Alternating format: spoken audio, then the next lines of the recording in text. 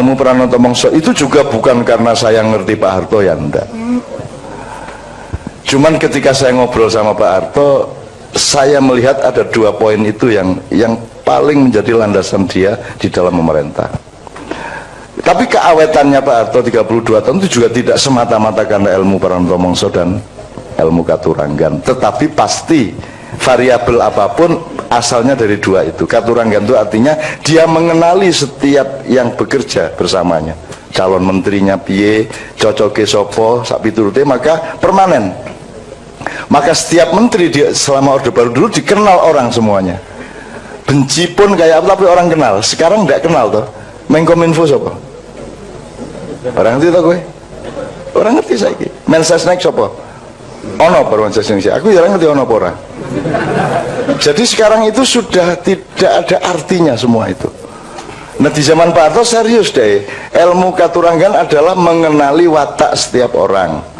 Ya, jadi tidak hanya ekspertasi kependidikannya, tapi juga watak dan kepribadiannya, kecenderungan budayanya, ya, terus apa namanya, bahkan dalam tanda petik nasibnya, hokinya, lucknya, apa jenis, keberuntungannya, itu coba dikenali. Bahwa tidak tepat, tidak apa-apa, tapi itu kita raba semuanya. Nah, itu ilmu Katuranggan, Dek. Ilmu Katuranggan itu harus dikenali oleh setiap orang tua yang punya anak. Anakmu bukan anakmu, kata Khalil Gibran, Khalil Gibran, ya Pak ya. Khalil Gibran, mergo kowe macane saka bahasa Inggris diterjemahke, akhirnya kowe Khalil Gibran ngono to. Wong Inggris ki jan kualik-walik. Khalil Kahlil. Ada petinju kickboxer namanya Ngimbi gitu ya, dari Nigeria. Penyiar mesti negimbi ngono kae, negimbi walah ngimbi, negimbi ora iso deh. Jadi mesti diwolak-walik itu Khalil Gibran. Jadi anakmu itu adalah ciptaan Allah dan Allah punya konsep tentang anakmu. Itu namanya Katuranggan. Nah, anakmu sendiri cari siapa dia. Maka dia meneliti lingkungannya, meneliti dirinya. Dia bercermin, ya. Dia lihat dirinya, lihat lingkungannya, lihat dirinya, terus menerus berdialektika. Nah dia bercermin mencari dirinya sendiri. Jadi anak itu meneliti dirinya, karena dulu dia punya perjanjian sama Allah, ya, sebelum lahir gini. Begitu lahir dia dibikin lupa menurut Sabrang. Nah maka begitu bayi lahir dia mulai meneliti, mengenali, oh ini ibunya, oh ini udara, oh ini panas, oh ini dingin, dan seterusnya. Itu namanya ilmu Katuranggan, mengenali diri. Nah orang tua jangan mendidik anaknya seolah-olah dia adalah miliknya dan menjadi bagian dari obsesi orang tua. Nanti kalah hebat dari aslinya loh. Kalau anakmu itu ayam, jangan dibebek-bebekkan karena kebetulan yang populer bebek, kan gitu. Maka anakmu kamu rubah jadi bebek. Jadi pendidikan di dunia ini memang gitu. Jagung di kacang-kacangke, kacang di jagung-jagungke, bahkan kabeh dadekke sak jenis, cita-citanya sama, ya toh. Fakultas yang populer apa, yang paling laku apa, itu kan menunjukkan bahwa orang tua yang punya anak itu yang mengatur anaknya dan mencetak anaknya sesuai dengan obsesi atau nafsunya orang tua. Fuad itu orang yang betul-betul orang duwe iki lah, orang duwe ambisi, dadi dekan iki ya sendelik. Ojo nganti ngerti aku, ojo nganti ngerti ibu dan keluarga. Dan setelah jadi dekan selesai baru saya tahu dia jadi dekan. Ini pokoknya wong anu ki, wong rada jin lah, atau wong delik-delik gitu ya. Nah gini teman sekalian, Kiai Kanjeng keliling ke 5 provinsi atau 6 provinsi ya di Mesir. Ketika kami sampai ke Ismailia, kan pokoknya yang memberi pengantarnya Cak Fuad, yang memimpin acara Cak Fuad. Dan karena saya kan tidak begitu bisa bahasa Arab karena saya lebih pintar bahasa Inggris. Kalau pas di Arab ngomong begitu, kalau pas di Inggris saya balik. Saya lebih pintar bahasa Arab daripada bahasa Inggris kan gitu. Nah, begitu selesai di tengah-tengah acara, Gubernur Ismailia itu naik panggung langsung dan minta mikrofon dan langsung mengumumkan, saudara, saya minta besok semua aparat yang mengurusi pendidikan kumpul di kantor gubernur. Karena saya malam ini merasa malu. Saya orang Arab, dia bilang. Kita semua orang Arab. Dan kita kalah bahasa Arabnya dengan tamu kita dari Indonesia yang dimaksud Cak Fuad. Padahal tamu kita itu tidak pernah sekolah di Arab. Jadi mulai besok kita harus mengadili diri kita sendiri. Kenapa kita kok kalah bahasa Arabnya? Karena orang Mesir kan terbiasa Arab Amiyah. Sementara Cak Fuad kan tidak ngerti Amiyah. Amiyah itu Arab pasaran. Tuh. Nah, Arabnya Cak Fuad Arab Fuskah gitu ya. Jadi ini contoh aja. Jadi sekarang untuk mengetahui seberapa tingkat dalam tanda petik penguasaan Cak Fuad kepada bahasa Arab itu, Anda lihat saya aja. Aku iki sing cetha orang iso bahasa Arab di pesantren mingrong tahun seprapat diusir, dan itu belum sampai balaghah, belum sampai apa-apa, cuma ngapalin mahfudhot sama hadis beberapa dan mutolaah dasar dah. Tapi saya kan actingnya seperti bisa bahasa Arab tuh, Mas. Kan seolah-olah saya itu paham bahasa Arab. Itu karena saya dekat Cak Fuad, itu masalahnya. Jadi pokoknya kerungu-kerungu gini tak pamer arek-arek peti karo aku wis lumayan gitu. Nah, saya dengan kemampuan teaternya kan iso acting ning ngarepmu koyo aku ngerti-ngerti ngono kae. Yang penting tidak salah kan gitu. Itu satu. Jadi saya bersyukur dan saya gembira sekali Cak Fuad dihibur Allah keliling dunia terus menerus, dan ini baru aja dari Kuala Lumpur. Dari Spanyol, dari Swiss, dari mana-mana lah wes. Iki Cak Fuad iki ngalahno presiden justru iki nang luar negeri terus iki apa ceritanya gitu. Dan tidak pernah laporan Cak Fuad itu. Tidak pernah bangga ke luar negeri, tidak pernah bilang di sini saya acara begini, tidak tahu. Jadi Mak Iyah iki bingung. Cak sampean mbok ngekeki apa lah. Di sana ada ini, ada diskusi ini, mbok gitu loh. Supaya bisa diketahui oleh teman-teman Mak Iyah di web apa di mana gitu. Cak Fuad tidak pernah. Dia juga tidak merasa bahwa itu penting gitu ya, enggak. Jadi Cak Fuad harus melaku menurut. Dan pedoman beliau kan angka 7. Karena lahirnya tanggal 7 bulan 7 tahun 47 kan gitu. Maka Cak Fuad itu selalu merasa aku pitu ae, gak usah 8 gak masalah. Pitu ae lah. Jadi sedemikian rupa tawaduknya Cak Fuad terhadap Allah dan terhadap hidupnya sendiri sehingga wes lah ngono-ngono wae. Sementara kan kalau saya ke Amerika kan langsung pasang status sedang sarapan sama Obama. Wah, gitu. Ada temannya Cak Fuad yang tiap hari ganti status. Ono kuwi konjone Pak Mustafa kuwi. Bondino broadcast SMS, WA, BBM broadcast mohon doa saya sedang makan malam dengan Raja Brunei di sini. Terus menene mohon maaf saya sedang diskusi tentang apa di Filipina. Pokoknya bendino ngono kuwi. Itu sampai bosan, sampai dibales saya sedang angkringan gitu kan. Ya, Mustafa kayak entuk saya broadcast itu. Ya enggak apa-apa, tapi setiap orang kan membutuhkan kehidupan. Ada orang yang mati kalau tidak pamer apa yang dilakukannya. Jadi ya sudah enggak apa-apa. Nah, saya jawab asbabun nuzulnya tadi Mbak ya. Saya lebih tidak tahu dari Cak Fuad. Tapi saya berharap itu tidak ada asbabun nuzulnya. Dan saya yakin tidak ada. Wes ngono ae. Yakin kan enggak salah. Nek memastikan tidak, nah itu baru salah. Yakin kan itu.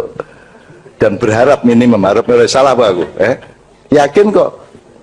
Oh, bojoku ya ayu tenan, padahal itu cetha ora. Ini kok yakin ora apa-apa toh?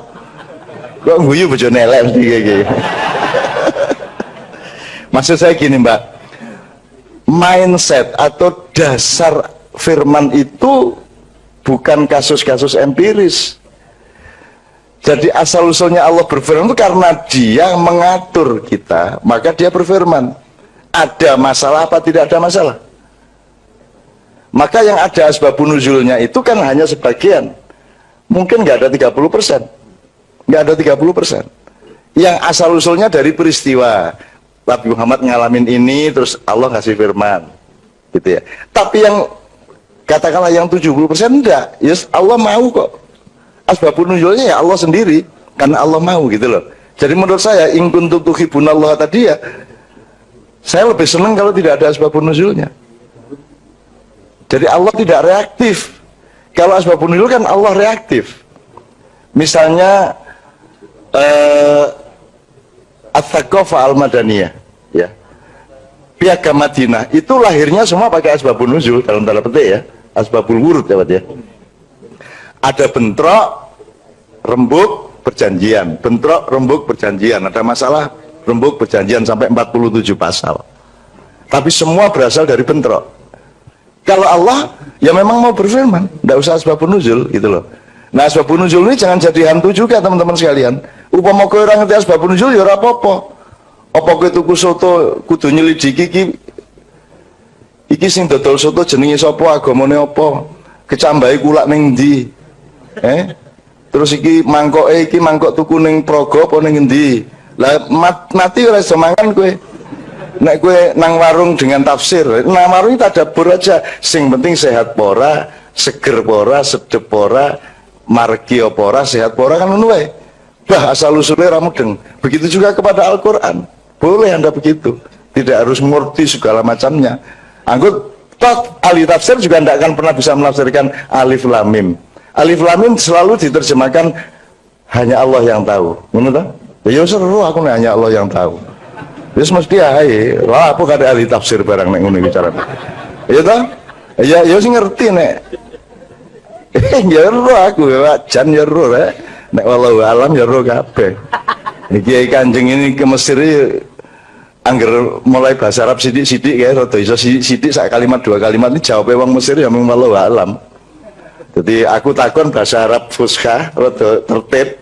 Mereka kan tidak biasa neng toko gitu apa neng warung gitu. Kita mencoba bahasa Arab terus dia jawabnya ora wallahu alam. Ngono kata nek sini sadaqallahul azim ngono kan. Kene iki arep praktek bahasa Arab dijawab sadaqallahul azim. Gitu teman sekalian. Jadi Anda jangan pusing sama asbabun nuzul, itu urusan para ahli tafsir. Dan kalau kita ngomong tadabbur itu yang langsung disarankan Allah, dianjurkan dan bahkan diwajibkan oleh Allah ya, karena kalimatnya kalimat perintah ya. Itu tidak menghalangi proses tafsir Muzammili untuk diterbitkan ya. Karena tafsir adalah bagian yang terpenting juga dari tadabbur. Kalau tafsir itu tulang berulangnya. Nek wong orang nganggo balungan kue ngelemprek kaya sarung kan begitu. Jadi sangat penting tafsir Muzammili nanti kita tunggu terbitnya. Kira-kira gitu ya. Langsung kalau gitu samain aja sisan. Ilmu Pranoto Mongso itu juga bukan karena saya ngerti Pak Harto ya enggak. Cuman ketika saya ngobrol sama Pak Harto, saya melihat ada dua poin itu yang paling menjadi landasan dia di dalam memerintah. Tapi keawetannya Pak Harto 32 tahun itu juga tidak semata-mata karena ilmu Pranoto Mongso dan ilmu Katuranggan, tetapi pasti variabel apapun asalnya dari dua itu. Katuranggan itu artinya dia mengenali setiap yang bekerja bersamanya, calon menterinya piye, cocoke sopo, sak piturute, maka permanen. Maka setiap menteri selama Orde Baru dulu dikenal orang semuanya. Benci pun kayak apa tapi orang kenal. Sekarang tidak kenal toh. Menkominfo siapa? Orang ngerti toh gue? Orang ngerti saiki. Mensesnek siapa? Ono per Mensesnek. Aku jarang ngerti ono pora. Jadi sekarang itu sudah tidak ada artinya semua itu. Nah di zaman Pak Harto serius deh. Ilmu Katuranggan adalah mengenali watak setiap orang. Ya. Jadi tidak hanya ekspertasi kependidikannya, tapi juga watak dan kepribadiannya, kecenderungan budayanya, ya, terus apa namanya, bahkan dalam tanda petik nasibnya, hokinya, lucknya, apa jenis, keberuntungannya, itu coba dikenali bahwa tidak tepat, tidak apa-apa, tapi itu kita raba semuanya, gitu loh. Kan ono wong sing ada orang yang pintar matematik tapi tidak suka, maka dia pergi ke yang lain. Ada orang yang suka matematik tapi dia tidak berbakat matematik. Itu salah satu ujian Allah dan kemesraan Allah dengan kita. Maka kita jangan pusing-pusing juga, gitu loh. Maksud saya, ya sudah ngikut aja, ya sudah ngikut. Anak saya pintar matematika, nomor 1 di sekolahnya, tetapi dia tidak begitu kerasan. Kalau dia diikutkan lomba, dia selalu berdoa mudah-mudahan tidak usah menang ya, gitu. Apa nek menang, wongku repot, wongku nang kota madya baru kui provinsi nasional, wah repot itu nanti. Malah menunggu, iya aku.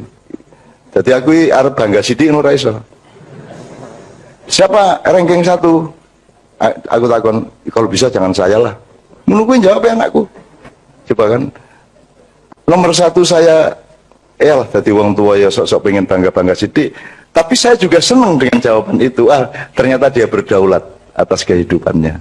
Ternyata dia mengatur dirinya. Dia tidak terikat oleh menjadi menang atau menjadi kalah. Gitu loh. Jadi rasa tak wurui ternyata wis ngono kuwi anakku. Gitu. Jadi nek selalu ngaku bodoh, selalu ngaku nggak ngerti dan seterusnya. Gitu. Nah, itu ilmu katuranggan, Dek. Ilmu katuranggan itu harus dikenali oleh setiap orang tua yang punya anak. Anakmu bukan anakmu, kata Khalil Gibran, Khalil Gibran, ya Pak ya. Khalil Gibran, mergo kowe macane saka bahasa Inggris diterjemahke, akhirnya kowe Khalil Gibran ngono to. Wong Inggris ki jan kualik-walik. Khalil Khalil. Ada petinju kickboxer namanya Ngimbi gitu ya, dari Nigeria. Penyiar mesti negimbi ngono kae, negimbi. Walah ngimbi. Negimbi ora iso deh. Jadi mesti diwolak-walik itu Khalil Gibran. Jadi anakmu itu adalah ciptaan Allah dan Allah punya konsep tentang anakmu. Itu namanya katuranggan. Nah, anakmu sendiri cari siapa dia. Maka dia meneliti lingkungannya, meneliti dirinya. Dia bercermin, ya. Dia lihat dirinya, lihat lingkungannya, lihat dirinya, terus menerus berdialektika. Nah, dia bercermin mencari dirinya sendiri. Jadi anak itu meneliti dirinya. Karena dulu dia punya perjanjian sama Allah, ya sebelum lahir gini. Begitu lahir dia dibikin lupa menurut Sabra. Nah, maka begitu bayi lahir dia mulai meneliti, mengenali. Oh ini ibunya, oh ini udara, oh ini panas, oh ini dingin dan seterusnya. Itu namanya ilmu katuranggan. Mengenali diri. Nah, orang tua jangan mendidik anaknya seolah-olah dia adalah miliknya dan menjadi bagian dari obsesi orang tua. Nanti kalah hebat dari aslinya loh. Kalau anakmu itu ayam, jangan dibebek-bebekkan. Karena kebetulan yang populer bebek. Kan gitu. Maka anakmu kamu rubah jadi bebek. Jadi pendidikan di dunia ini memang gitu. Jagung di kacang-kacang ke, kacang di jagung-jagung ke, bahkan kabeh dadekke sak jenis. Cita-citanya sama, ya toh. Fakultas yang populer apa, yang paling laku apa, itu kan menunjukkan bahwa orang tua yang punya anak itu yang mengatur anaknya dan mencetak anaknya sesuai dengan obsesi atau nafsunya orang tua. Jadi delok diamati ya rek kita diopo ya opo. Termasuk banyak orang sudah mulai mengeluh kok anak cak nun sing wedok ora jilbaban. Gitu kan. Kowe engko kaget dhewe lho suatu hari. Wis tau kowe iki tenang wae. Mbak Novia itu ketika kawin sama saya 2 tahun juga tidak jilbaban dan saya tidak pernah menyentuh. Menyentuh, ya menyentuh lah. Maksud saya tidak pernah ngomongin soal itu. Nggak pernah saya, nggak pernah menyuruh dia berjilbab. Karena saya tidak mau dia berjilbab karena saya tidak mau berjilbab karena teman-temannya, saya tidak mau dia berjilbab karena yang bukan Allah. Yang penting saya proses, saya dorong terus uluhiyah di dalam dirinya, dialektika dengan Allah, itu saya proses terus, sampai akhirnya dia pasti punya cita-cita sendiri, cuman dia butuh proses budaya, butuh momentum hidayah, butuh tahap-tahap, di mana dia akan, kalau sudah mengambil keputusan, dia akan mantap, semantap-mantapnya. Yang begitu. Setelah 2 tahun Mbak Novia baru pakai jilbab. 2 tahun dan saya tidak pernah.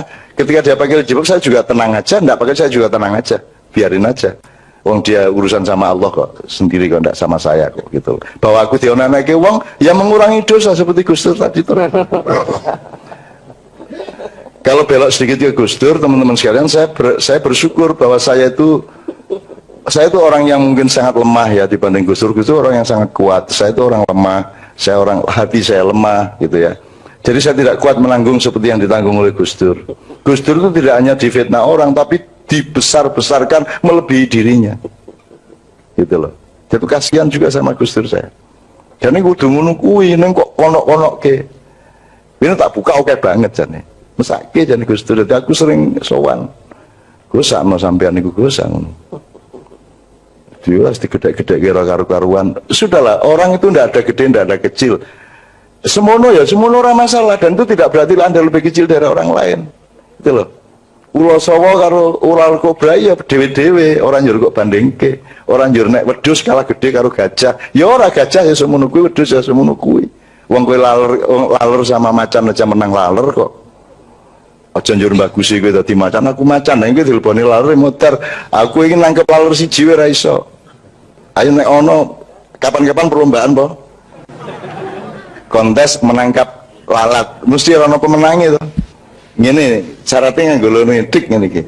Nek ora lalat anu wis nyamuk apa lemut nyamuk set ngene.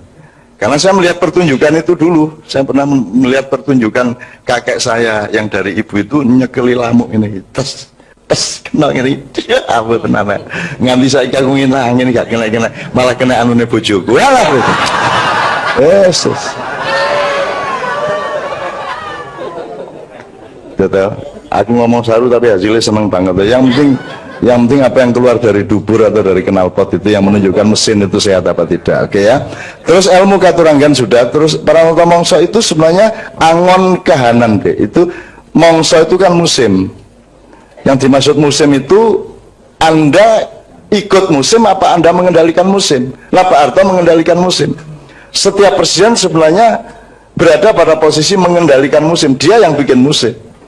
Atau yang alamiah, karena misalnya alur sejarah dan dinamika budaya manusia itu kan ada yang tidak bisa kita bantah, tidak bisa kita apa-apain. Ini manusia sedang begini, sedang begitu, sedang senang begini, sedang senang begitu. Anda lihat musik aja nanti bareng ini baling ini meneh baling ini. Mode rambut loh mas, mode rambut itu kan dari tahun ke tahun itu nanti balik loh. Itu nanti balik kita. Jadi siklusnya kalau rambut itu katakanlah 30 tahun. Kalau musik bisa 50 tahun.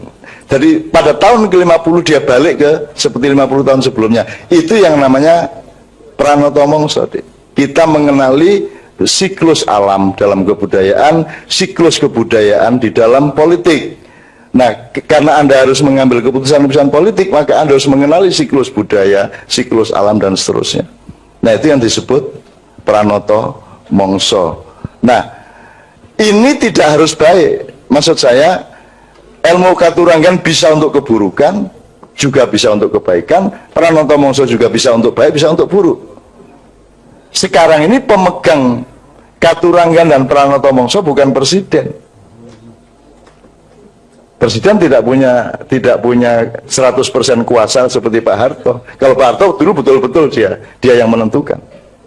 Gitu loh. Menggunakan jadi tahu banget nganti esok. Jadi kira-kira seperti itu. Pertanyaan terakhir Pak Muzamil barangkali apa? Yang terakhir tadi itu yang tentang dermawan. Oh, dermawan. Oh ya. Baik, terima kasih. Tapi ini saya hanya karena saya pegang apa ini? Komputer, apa ini? HP yang ada kitab kuningnya banyak. Ini saya lihat ya buat asbabun nuzulnya apa? Qul in kuntum tuhibbunallaha fattabi'uni itu. Jadi dalam tafsir Al-Wasid ya, tafsir Al-Wasid karangan Al-Wahidi itu disebutkan bahwa latar belakang turunnya ayat itu, jadi Nabi Muhammad itu datang ke Masjidil Haram, kemudian beliau menjumpai orang-orang Quraisy itu sedang menyembah berhala gitu ya Pak. Lalu Nabi bilang, kalian telah apa menyimpang dari milahnya leluhur kalian yaitu Ibrahim, karena Nabi Ibrahim itu ajarannya tauhid.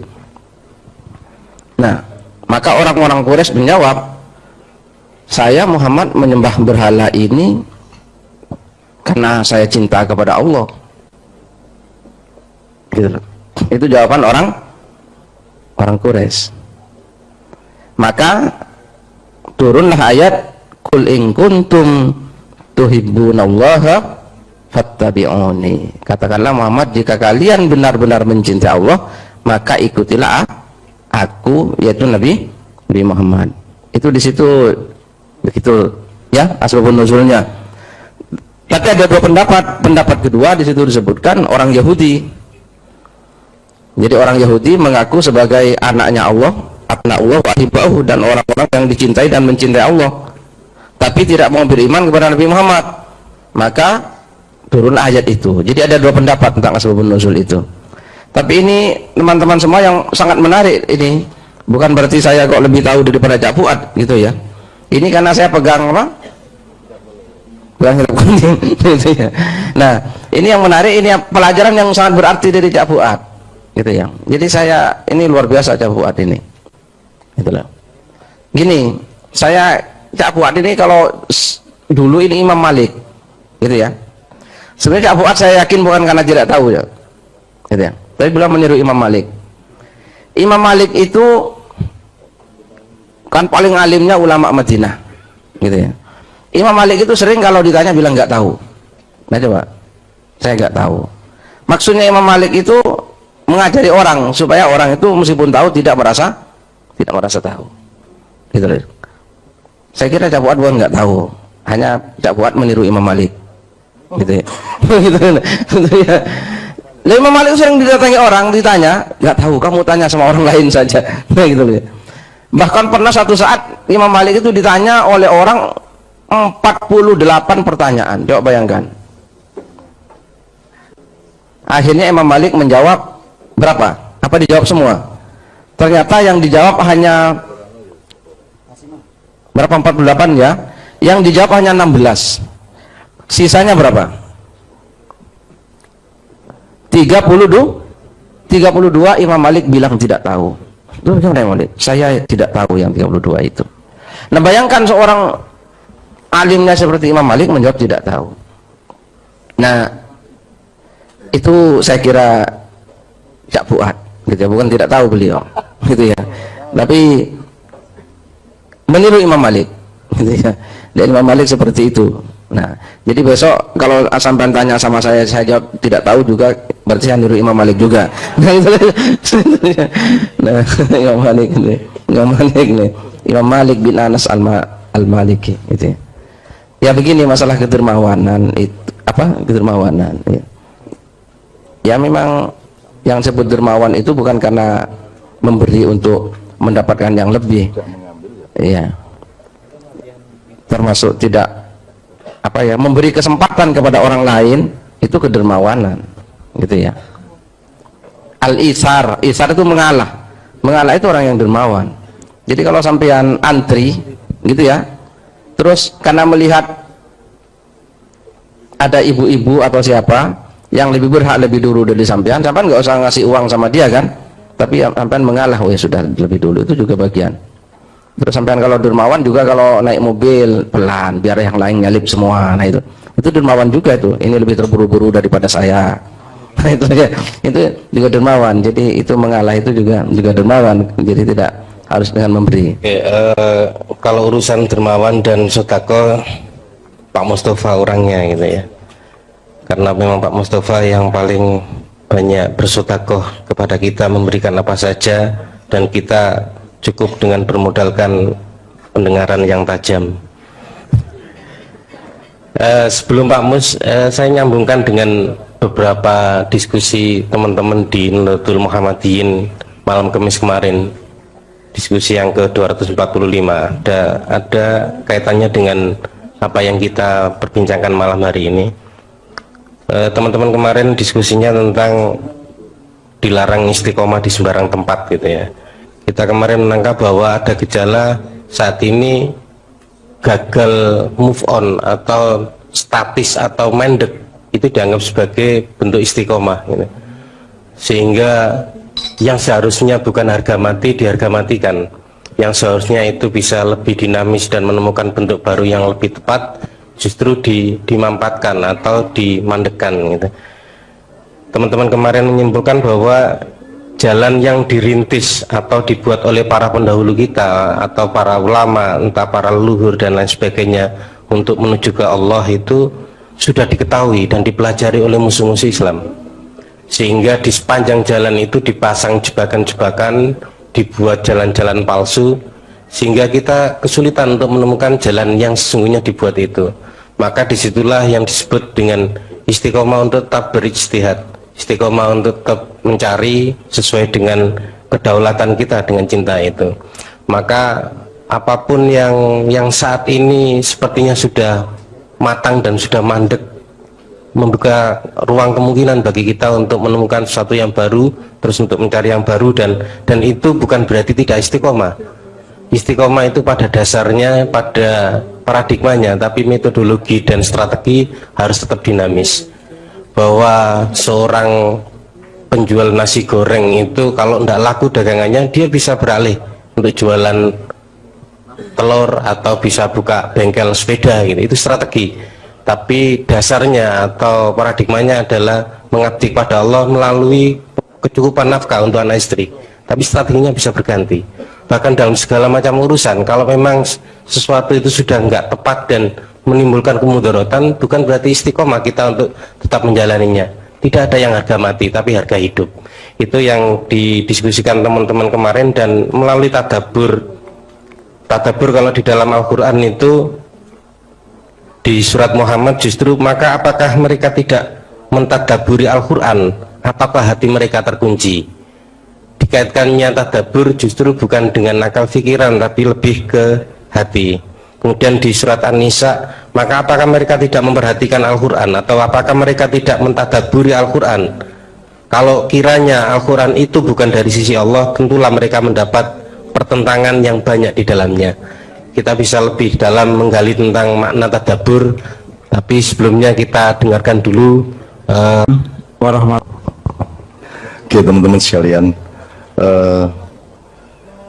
Cak Fuad sama saya tadi benar-benar tidak tahu, bukan karena bergaya Imam Malik ya. Jadi, dan tidak ada masalah, tidak tahu itu tidak ada masalah. Kalau tahu itu tidak usah bangga, dan tidak tahu tidak usah minder. Kabeh wong ono ngertine, ono orang ngertine. Jadi kita tetap seimbang saja. Dan Cak Fuad tidak sedang menerapkan itu apa metode akhlak ya, pendidikan akhlaknya Imam Malik. Kan kalau Imam Malik itu kita anggap itu yang terbaik, berarti Imam Syafi'i jadi jelek kan gitu. Karena Imam Syafi'i kan ngasih tahu terus, jawab terus gitu. Jadi semua itu kita hormati, kita semua apa namanya, kita tadaburi. Kita tadaburi artinya pokoknya semua bermanfaat untuk kita apa saja. Teman-teman sekalian, saya bilang sama Mas Haryanto, kita ini sedang berada pada situasi agak salah tingkah saya ini, dalam arti Allah ini memberi rahmat ilmu yang luar biasa kepada Ma'iyah, dan beberapa bulan terakhir itu progresi hidayah Allah itu luar biasa, bikin kita kewalahan. Kalau istilahnya Mas Haryanto, iki orang mengadus iki diancep-ancep neng kali gitu. Jadi kita itu habis-habisan. Saya tidak melihat itu sebagai kebanggaan Ma'iyah dan kita. Saya melihat itu sebagai tanda bahwa insya Allah akan diselamatkan kok oleh Allah. Segala macam yang kita cemaskan di luar Ma'iyah itu insya Allah kok enggak akan terjadi kok seperti yang kita cemaskan, enggak kok. Wis to engko ono dalane dhewe, dan rahasia Allah ini kan pelan-pelan juga akan beliau kuatkan. Jadi Bapak sekalian, ibu-ibu, anak-anakku semua, cucu-cucu, mari kita terus bertadabbur dan melakukan setiap kali itu kepekaan dan kesadaran untuk terus-menerus mengambil manfaat dan mensyukuri. Sebagaimana nyun sewu sedikit ini sebelum dengan Kiai Kanjeng kita do Gusti bareng-bareng ya, do Gusti bareng-bareng. Saya Padang Bulan pernah kedatangan Prabu Brawijaya 3 kali. Jadi orang yang merasa dirinya Prabu Brawijaya dengan pengiringnya, dan itu saya terima, dan kita ajak naik, dan kita kasih peluang untuk berbicara. Saya dapat tamu di Katibiro macam-macam. Jadi saya cuma melihatnya begini, semua orang itu penuh cinta kepada bangsanya, kepada rakyatnya. Terus mereka mencari cara untuk ikut menyelamatkannya gitu. Kalau kita ngomong kedermawanan, saya melihat Ma'iyah ini sedekah untuk Indonesia. Sebab kita kan tidak punya kewajiban. Kalau zakat wajib, sholat 5 waktu wajib, tapi ini sholat sunat toh. Maka sholat sunat itu berfungsi sedekah dalam tanda petik kalau dia kepada manusia. Kan ma'iyah tidak harus ada. Dan kita juga tidak harus bantu apa-apa ke Indonesia, wong kita sudah bayar orang untuk ngurusi Indonesia. Nah, kita kan tidak ikut bertanggung jawab secara hukum matrik 5-nya Islam itu. Tapi kita mau melakukan seperti ini. Bahkan yang berkewajiban sendiri tidak pernah berinteraksi dengan rakyat seperti ini. Padahal dia dibayar untuk itu, tapi tidak pernah. Dan alhamdulillah ini merupakan sodako kita. Markaz Kudro itu bagi saya sodakonya luar biasa. Kedaulatan dan kemandiriannya luar biasa, karena sampai hari ini saya belum pernah datang ke sana dan mereka tidak tergantung sama saya. Bahkan yang masih baru seperti Juguran Syafaat saya pernah datang sekali, tapi ke Markaz Kudro saya belum pernah toh. Belum ya Mas? Iya, belum pernah. Dan Anda tidak peduli saya datang apa tidak, karena Anda mengerti apa yang seharusnya dan apa yang tidak harus, kan begitu. Jadi menurut saya itu sodako. Jadi teruskan Markaz itu sebagai sodako Anda kepada rakyat, kepada Indonesia, kepada bangsa, kepada semua. Sebab Anda tidak berkewajiban, dan nilai Anda bermarkaz Kudro itu lebih tinggi daripada orang bikin parpol yang dikasih biaya pemerintah, yang tujuannya juga mengambil dan meminta. Sementara ma'iyah itu tidak pernah ngambil apa-apa, tidak pernah minta apa-apa, tidak pernah nuntut apa-apa. Dan itu juga yang disebut Mas Haryanto tadi, itu sebuah jenis sodako. Jadi kue orang nyolong itu sodako loh Mas. Jadi aku ini bendino menikmati ganjaran oke banget. Turu ya untuk ganjaran rasanya hatiku loh ya, muka-muka bener. Kok lagi maya Jakarta do nyolong aku turu ya. Apa itu gue? Jadi tidak apa-apa, tidak ngapa-ngapain pun kita bersodako sebenarnya. Kalau kita perluas makna sodako itu. Jadi bukan hanya memberi, tidak mengambil itu pun sodako. Gue iso nyolong ora kok colong. Gitu ya. Mungkin itu bukan sodako, tapi posisi seperti sodako. Saya tidak pernah memakai akses saya, hak saya, eksistensinya tidak pernah saya pakai. Semua tidak saya pakai. Saya tidak minta, tidak tagih, tidak ambil, gitu. Jadi teman-teman sekalian, mudah-mudahan Allah memuliakan Anda semua. Dan yang terpenting bukan Anda menjadi mulia, yang terpenting adalah anak-anakmu akan dimuliakan Allah. Anak-anakmu akan dimudahkan oleh Allah hidupnya. Cucu-cucumu akan diberkahi oleh Allah. Dan itu sebenarnya cita-cita yang utama dibanding cita-cita kita mengenai diri kita sendiri. Kalau kita kan tidak penting-penting amat. Nah, anakmu kan penting banget, putumu penting banget. Jadi mudah-mudahan ono bocah SMP kelas 1 melu ma'iyah nganti jam 4 itu muga-muga sesuk ya sabar karo gurune, sebab dhek mesti cerdas terus kepingin bantah terus, ojo bantah-bantah. Wis ora apa-apa, selesaikan sekolah sebaik-baiknya dan patulah kepada guru selama di sekolahan, bahwa gue bantah engko nek wis bar sekolah wae. Selama sekolah taatlah, enggak apa-apa sampai Anda jadi sarjana, supaya ibu Anda senang, bapak Anda senang. Tidak usah menerapkan semua kehebatan Anda di kampus, karena kampus itu tempat bukan untuk mencari ilmu, tetapi tempat untuk menyenangkan orang tua Anda. Ngono ceritane ngono iku. Ngono nek aku dadi ben cepet lulus kowe iki. Gitu. Oke, teman-teman sekalian, Cak Fuad sama saya tadi benar-benar tidak tahu, bukan karena bergaya Imam Malik ya. Jadi, dan tidak ada masalah, tidak tahu itu tidak ada masalah. Kalau tahu itu tidak usah bangga, dan tidak tahu tidak usah minder. Kabeh wong ono ngertine, ono orang ngertine. Jadi kita tetap seimbang saja. Dan Cak Fuad tidak sedang menerapkan itu apa metode akhlak ya, pendidikan akhlaknya Imam Malik. Kan kalau Imam Malik itu kita anggap itu yang terbaik, berarti Imam Syafi'i jadi jelek kan gitu. Karena Imam Syafi'i kan ngasih tahu terus, jawab terus gitu. Jadi semua itu kita hormati, kita semua apa namanya, kita tadaburi. Kita tadaburi artinya pokoknya semua bermanfaat untuk kita apa saja.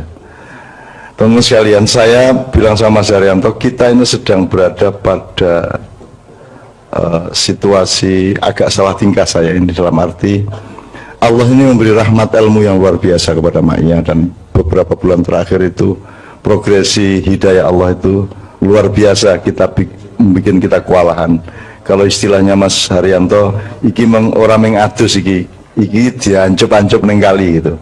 Jadi kita itu habis-habisan. Saya tidak melihat itu sebagai kebanggaan ma'iyah dan kita. Saya melihat itu sebagai tanda bahwa insya Allah akan diselamatkan kok oleh Allah. Segala macam yang kita cemaskan di luar ma'iyah itu insya Allah kok enggak akan terjadi kok seperti yang kita cemaskan, enggak kok. Wis tonggo ono dalane dhewe, dan rahasia Allah ini kan pelan-pelan juga akan beliau kuatkan. Jadi bapak sekalian, ibu-ibu, anak-anakku semua, cucu-cucu, mari kita terus bertadabbur dan melakukan setiap kali itu kepekaan dan kesadaran untuk terus-menerus mengambil manfaat dan mensyukuri. Sebagaimana nyun sewu sedikit ini sebelum dengan Kiai Kanjeng kita do Gusti bareng-bareng ya, do Gusti bareng-bareng. Saya Padang Bulan pernah kedatangan Prabu Brawijaya 3 kali. Jadi orang yang merasa dirinya Prabu Brawijaya dengan pengiringnya, dan itu saya terima dan kita ajak naik dan kita kasih peluang untuk berbicara. Saya dapat tamu di Katibiro macam-macam. Jadi saya cuma melihatnya begini, semua orang itu penuh cinta kepada bangsanya, kepada rakyatnya. Terus mereka mencari cara untuk ikut menyelamatkannya. Itu. Kalau kita ngomong kedermawanan, saya melihat maknya ini sedekah untuk Indonesia. Sebab kita kan tidak punya kewajiban. Kalau zakat wajib, sholat 5 waktu wajib, tapi ini sholat sunat toh. Maka sholat sunat itu berfungsi sedekah dalam tanda petik. Kalau dia kepada manusia. Karena iya sama Pak Harto, saya melihat ada 2 poin itu yang paling menjadi landasan dia di dalam memerintah. Tapi keawetannya Pak Harto 32 tahun itu juga tidak semata-mata karena ilmu Paranto Mongso dan ilmu Katuranggan, tetapi pasti variabel apapun asalnya dari 2 itu. Katuranggan itu artinya dia mengenali setiap yang bekerja bersamanya, calon menterinya piye, cocoke sopo, sak piturute, maka permanen. Maka setiap menteri dia selama Orde Baru dulu dikenal orang semuanya. Benci pun kayak apa tapi orang kenal. Sekarang tidak kenal toh. Menkominfo sopo? Orang ngerti toh gue? Orang ngerti saiki. Mensesnek sopo? Ono Mensesnek. Aku jarang ngerti ono pora. Jadi sekarang itu sudah tidak ada artinya semua itu. Nah di zaman Pak Harto serius deh. Ilmu Katuranggan adalah mengenali watak setiap orang. Ya, jadi tidak hanya ekspertasi kependidikannya, tapi juga watak dan kepribadiannya, kecenderungan budayanya, ya, terus apa namanya, bahkan dalam tanda petik nasibnya, hokinya, lucknya, apa jenis, keberuntungannya, itu coba dikenali. Bahwa tidak tepat, tidak apa-apa, tapi itu kita raba semuanya, gitu loh. Kan ono wong sing, ada orang yang pintar matematik tapi tidak suka, maka dia pergi ke yang lain. Ada orang yang suka matematik tapi dia tidak berbakat matematik. Itu salah satu ujian Allah dan kemesraan Allah dengan kita. Maka kita jangan pusing-pusing juga, gitu loh. Maksud saya, ya sudah ngikut aja, ya sudah ngikut. Anak saya pintar matematika, nomor 1 di sekolahnya, tetapi dia tidak begitu kerasan. Kalau dia diikutkan lomba, dia selalu berdoa mudah-mudahan tidak usah menang ya, gitu. Apa nek menang, wongku repot, wongku nang kota Madya baru kui provinsi nasional, wah repot itu nanti. Malah menunggu, iya aku. Jadi aku arep bangga sidik ora iso. Siapa ranking 1? Aku takon, kalau bisa jangan saya lah. Menungguin jawab ya anakku. Coba kan, nomor 1 saya, lah jadi wong tua ya sok-sok pengen bangga-bangga sidik. Tapi saya juga senang dengan jawaban itu. Ternyata dia berdaulat atas kehidupannya. Ternyata dia mengatur dirinya. Dia tidak terikat oleh menjadi menang atau menjadi kalah. Gitu loh. Jadi rasa tak wurui ternyata wis ngono kuwi anakku. Gitu. Jadi nek selalu ngaku bodoh, selalu ngaku nggak ngerti dan seterusnya. Gitu. Nah, itu ilmu Katuranggan, Dek. Ilmu Katuranggan itu harus dikenali oleh setiap orang tua yang punya anak. Anakmu bukan anakmu, kata Khalil Gibran, Khalil Gibran, ya Pak ya. Khalil Gibran, mergo kowe macane saka bahasa Inggris diterjemahke, akhirnya kowe Khalil Gibran ngono to. Wong Inggris ki jan kualik-walik. Khalil Khalil. Ada petinju kickboxer namanya Ngimbi, gitu ya, dari Nigeria. Penyiar mesti negimbi ngono kae, negimbi walah ngimbi, negimbi ora iso deh. Jadi mesti diwolak-walik itu Khalil Gibran. Jadi anakmu itu adalah ciptaan Allah dan Allah punya konsep tentang anakmu. Itu namanya katuranggan. Nah, anakmu sendiri cari siapa dia. Maka dia meneliti lingkungannya, meneliti dirinya. Dia bercermin, ya. Dia lihat dirinya, lihat lingkungannya, lihat dirinya, terus menerus berdialektika. Nah, dia bercermin mencari dirinya sendiri. Jadi anak itu meneliti dirinya. Karena dulu dia punya perjanjian sama Allah, ya sebelum lahir gini, begitu lahir dia dibikin lupa menurut Sabra. Nah, maka begitu bayi lahir dia mulai meneliti, mengenali, oh ini ibunya, oh ini udara, oh ini panas, oh ini dingin, dan seterusnya. Itu namanya ilmu katurangga, mengenali diri. Nah, orang tua jangan mendidik anaknya seolah-olah dia adalah miliknya dan menjadi bagian dari obsesi orang tua. Nanti kalah hebat dari aslinya loh. Kalau anakmu itu ayam, jangan dibebek-bebekkan. Karena kebetulan yang populer bebek. Kan gitu. Maka anakmu kamu rubah jadi bebek.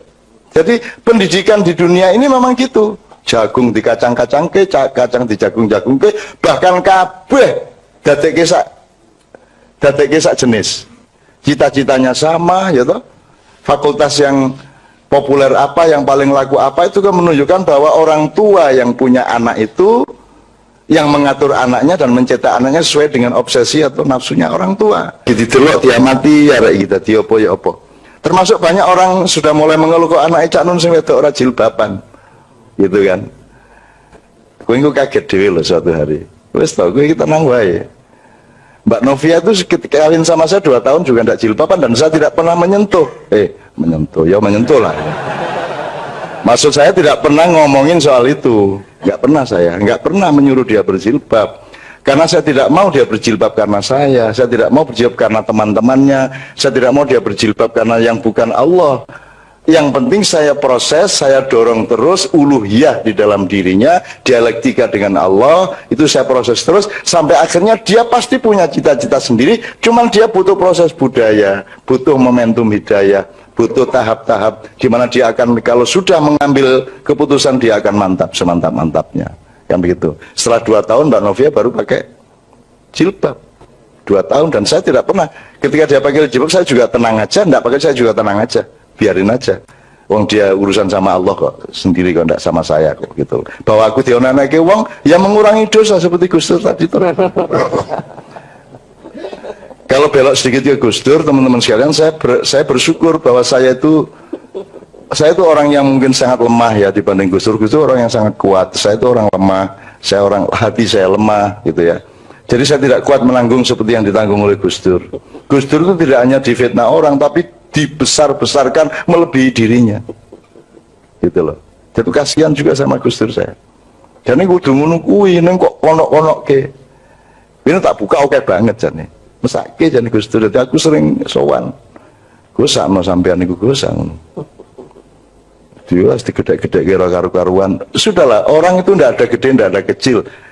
Semono ya, semono ora masalah, dan itu tidak berarti Anda lebih kecil dari orang lain. Itu loh. Ulo sawo karo ular kobra ya dewe-dewe, orang njur kok bandingke. Orang njur nek wedhus kalah gede karo gajah. Ya ora gajah ya semono kuwi, wedhus ya semono kuwi.